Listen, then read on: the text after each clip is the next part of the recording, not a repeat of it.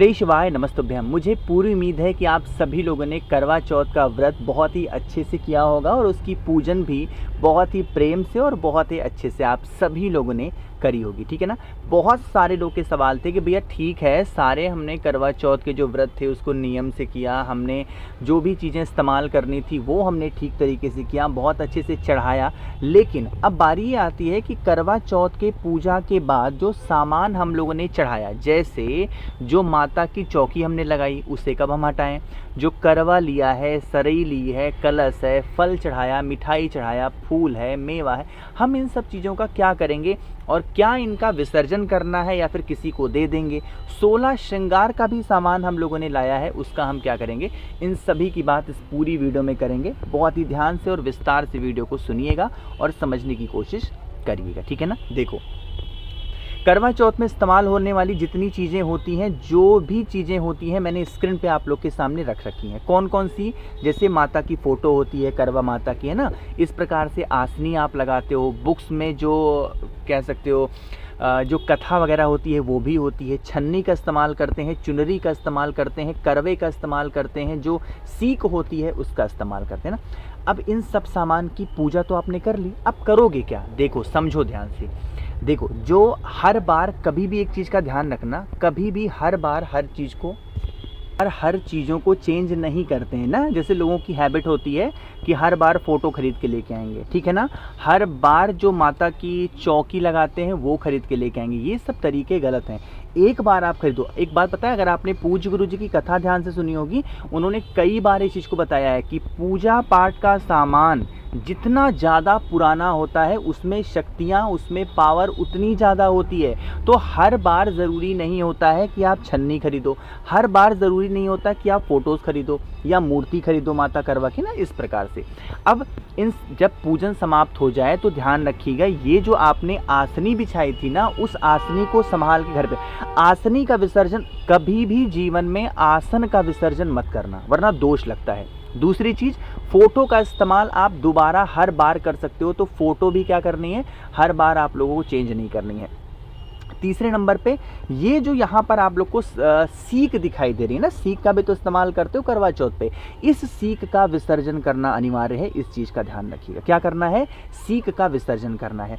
अब कुछ लोग ये जो मिट्टी का करवा दिख रहा है, मिट्टी के करवे का इस्तेमाल करते हैं, और कुछ लोग इस प्रकार से ब्रास का होता है, मतलब पीतल का होता है, उसका इस्तेमाल करते हैं। इन दोनों में भी एक चेंजिंग होती है। क्या होती है, जिनके यहाँ हर बार करवा चेंज नहीं किया जाता है ना, वो पीतल का ले लेते हैं, एक बार ले लेते हैं और हर बार इस्तेमाल करते हैं। लेकिन मिट्टी का करवा वही लोग लेते हैं जिनके यहाँ ये प्रथा चली आई होती है कि हर वर्ष करवा चेंज करना होता है,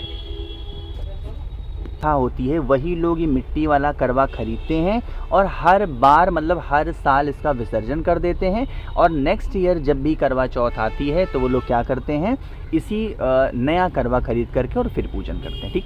अब यहाँ पर ये चीज़ें भी आपको समझ में आ गई कि जो अगर आपके पास में ये पीतल का करवा है तो इसका विसर्जन नहीं करेंगे, ना ही किसी को इस पीतल वाले करवे को देंगे।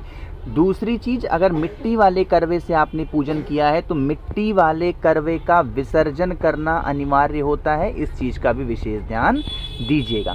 अगर आपके घर के आसपास में नदी, तालाब, सरोवर, कुआं, बावड़ी है तब तो बहुत अच्छी बात है, और नहीं है तो भी कोई दिक्कत नहीं है, फिर आप किसी वृक्ष के नीचे भी इसको ले जा करके रख सकते हो, ठीक।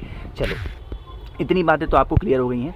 तीसरी चीज़ बात करते हैं, जैसे आपने माता करवा की पूजन वगैरह किया है, आपने उनकी आराधना की है, आपने उनकी खूब आराधना की, उनसे विनती की कि हमारे पति की लंबी उम्र हो, हमारी पत्नी की लंबी उम्र हो, जो भी चीज़ें। अब आप लोगों ने ऐसा थोड़ी है कि कुछ चढ़ाया नहीं होगा, आपने फल भी चढ़ाया होगा, आपने मीठा भी चढ़ाया होगा, आपने अनाज भी चढ़ाया होगा, आपने बहुत सारी चीज़ें चढ़ाई होंगी ना। तो आपको जो करना है, जो फल चढ़ाया है, जो मीठा चढ़ाया है, उस फल का, उस मीठे का आपको दान करना होता है। मतलब कहने का क्या है, किसी भी ब्राह्मण देवता को, किसी भी पंडित जी को। अगर इन केस इस वीडियो को आप देर में देख रहे हो, लेट में देख रहे हो, और आप ये सोच रहे हो कि भैया हमने तो उस जो वहाँ पर फल चढ़ाया, मिठाई चढ़ाया, उसे प्रसाद के तौर पे खा लिया, तो भी कोई दोष नहीं है। ऐसा नहीं कि आपने महादेव को चढ़ा दिया और खा लिया तो दोष लग जाएगा, नहीं।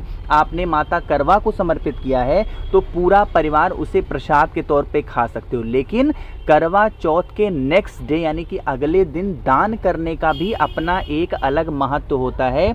इसीलिए ऐसी मान्यता है, इसीलिए ऐसा माना जाता है कि माता करवा को जो भी चीज़ें आप समर्पित कर रहे हो उनका दान दिया जाता है। ठीक, ये तो हो गई तीसरी बात। चौथी बात ये होती है कि आज के दिन चंद्रमा बनाया जाता है ना। आप लोग में से ऐसे कितने लोग हैं, नीचे कमेंट सेक्शन में बताइएगा कि जिनके यहाँ चंद्रमा बनाया जाता है। चंद्रमा किससे बनता है? चावल के आटे से। किससे बनता है?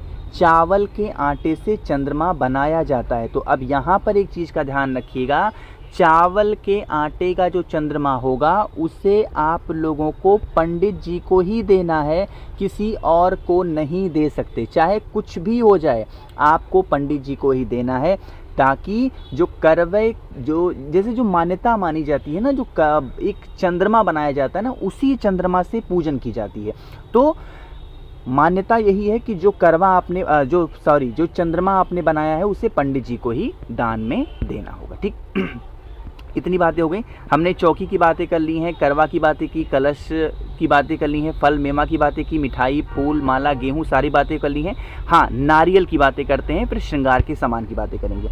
अगर आपने मेरी पिछली वीडियो देखी होगी, मैंने आपको बताया था कि जो भी व्यक्ति जब पूजन कर रहा हो तो माता करवा के सामने अगर नारियल पर चुनरी लपेट करके समर्पित करता है तो उनके घर में कभी भी किसी भी तरीके से कोई समस्या, कोई परेशानियां नहीं आती हैं। उसकी मनोकामना भी उसकी मनोकामना भी पूरी ज़रूर हो जाती है। ठीक है ना। तो आप लोगों ने नारियल भी चढ़ाया हो। कौन सा नारियल चढ़ाया है? अरे जूट वाला नारियल तो चढ़ाया था।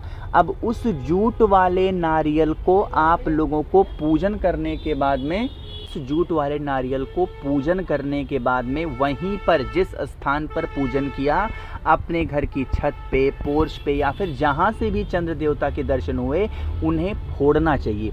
उसी वक्त अगर ना फोड़ पाओ तो नेक्स्ट डे फोड़ो और उसके अंदर के जो पानी है उसको निकालो। पूरा घर परिवार अगर उस माता करवा के सामने चढ़ाए गए उस नारियल को फोड़ करके उसका पानी पूरा परिवार पीता है ना, तो उनके फैमिली में, परिवार में कभी संकट समस्या नहीं आती है।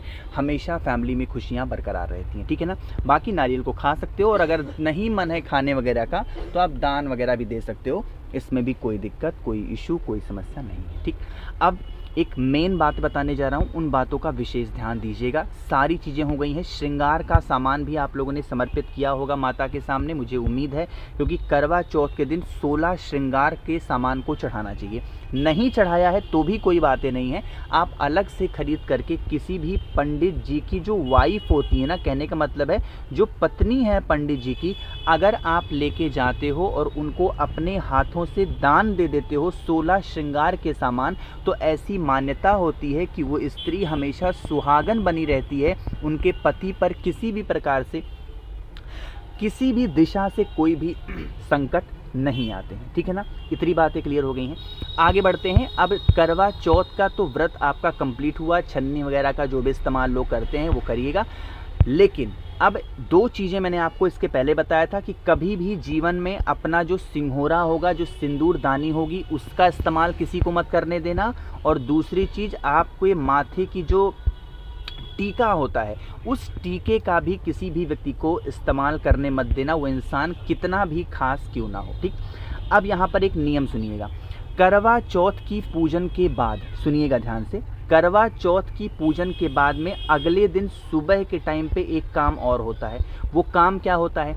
अगर आपने पूज्य गुरु जी की कथा को विस्तार से और ध्यान से सुना होगा, उन्होंने एक बार नहीं हज़ारों बार बता रखा है कि जिनके घर में माता तुलसी का पौधा हरा भरा होता है उनके घर में कभी लड़ाई झगड़े नहीं होते, कभी क्लेश नहीं होता। तो आपके घर में जो भी माता तुलसी का पौधा है, करवा चौथ का व्रत थे या करवा चौथ का व्रत नहीं थे, उससे कोई मतलब नहीं है। बस आप लोगों को अगले दिन मॉर्निंग में तुलसी माता की कम से कम 7 परिक्रमा कर लेने से माँ तुलसी का आशीर्वाद हमारे घर पे, परिवार पे हमेशा बना रहता है। हमारी फैमिली में, परिवार में किसी भी रूप में कैसे भी कोई संकट, समस्या, परेशानियाँ नहीं आती है ना। तो इन सभी चीज़ों का ध्यान रखिएगा। ये बहुत स्पेशल और बहुत ही प्यारा सा चीज़ था जो चीज़ें मैंने आप सभी को बताई हैं। मुझे उम्मीद है ये जितनी चीज़ें बताई मैंने वो सारी चीज़ें आपको समझ में आई होंगी। एक बात और बताना चाहता हूँ, शायद आप लोग में से कुछ लोगों को मेरी ये बातें बुरी लगे। देखो, चाहे इस वीडियो को कोई हस्बैंड देख रहा हो या फिर मेरी इस वीडियो को कोई वाइफ देख रही हो, ठीक है ना, प्लीज़ एक नियम फॉलो कर लो। करवा चौथ बीत चुका है, एक नियम दोनों लोग फॉलो कर लो। एक दूसरे की रिस्पेक्ट करना सीख लो। क्या करना है? ऐसी चीज़ होती है ना जो आप लोग के रिलेशन को और स्ट्रॉन्ग और मजबूत बनाएगी। तो प्लीज़ मेरी आप सभी बहनों से, आप सभी भाइयों से रिक्वेस्ट है कि कभी भी एक दूसरे को, चाहे वो पत्नी हो या पति हो, कभी भी एक दूसरे को नीचा दिखाने की कोशिश मत करो। वो आपके पति हैं और वो आपकी पत्नी हैं। साल भर एक दूसरे की इज्जत करिए, रिस्पेक्ट करिए, जिससे समाज आपका एग्जाम्पल दे लोगों को। ऐसा ना हो कि आपका गलत एग्जाम्पल के देखो उन लोग क्या कैसे लड़ते हैं। एक आदमी गुस्से में है तो दूसरे इंसान को शांत रहना है। जब गुस्सा शांत हो जाए तब बैठ करके आपस में डिस्कस करनी है कि भाई देखो ये चीज़ें गलत थी, नहीं करनी। तो जो इंसान समझ सकता है, चाहे वो पुरुष हो या फिर स्त्री हो, ठीक है ना। हो सकता है कुछ लोगों को मेरी ये बात बुरी लगी हो, बट जो चीज़ें फैक्ट हैं वो चीज़ें मैं सामने आप सभी के रखता हूँ। कोशिश की है सब कुछ अच्छा बताने की। नहीं समझ में आया नीचे कमेंट सेक्शन में पूछिएगा। मेरे जितने भाई बहन आवाज़ पहली बार सुन रहे हैं, चैनल को ज़रूर सब्सक्राइब करेंगे और वीडियो को लाइक सभी को करना है। श्री शिवाय, नमस्तुभ्यं।